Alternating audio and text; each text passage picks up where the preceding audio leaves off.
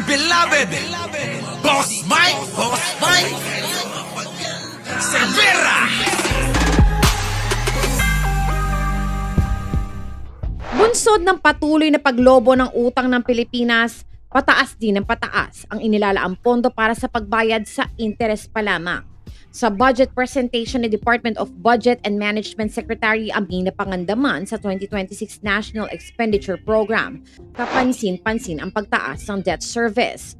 Sa 6.7 trillion pesos mahigit na pondo sa susunod na taon, umaabot sa 978 billion pesos o halos 1 trilyong piso ang nakalaan sa debt service o katumbas ng 14% sa kabuang pambansang pondo sa susunod na taon.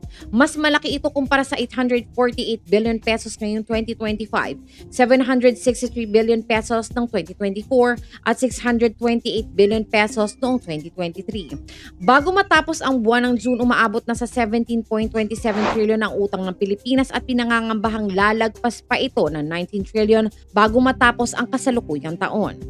Base sa batas, hindi pwedeng galawin ng Kongreso ang debt service dahil kabilang ito sa automatic appropriations kaya maraming mambabatas, lalo na sa Makabayan Block ay nais amyendahan ang nasabing batas.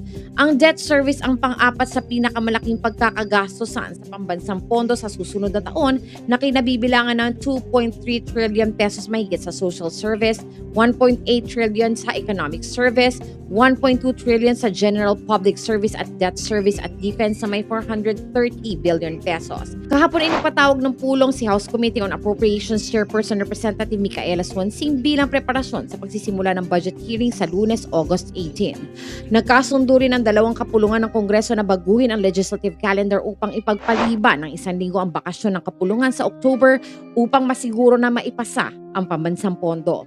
Base sa orihinal na legislative calendar, mag-a-adjourn ang session sa October 3, 2024 subalit ginawa itong October 10, 2025 kaya mababawasan ng 1 linggo ang bakasyon ng mga mambabatas dahil mula sa dating October 4 hanggang November 19 ay ginawang October 11 hanggang November 19.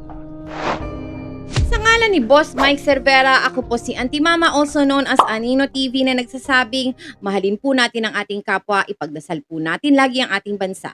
Magandang umaga, magandang hapon at magandang gabi saan man dako ng mundo naroon kayo at syempre, magandang buhay na rin para sa ating lahat. Maraming salamat po. Our beloved Boss Mike Cervera.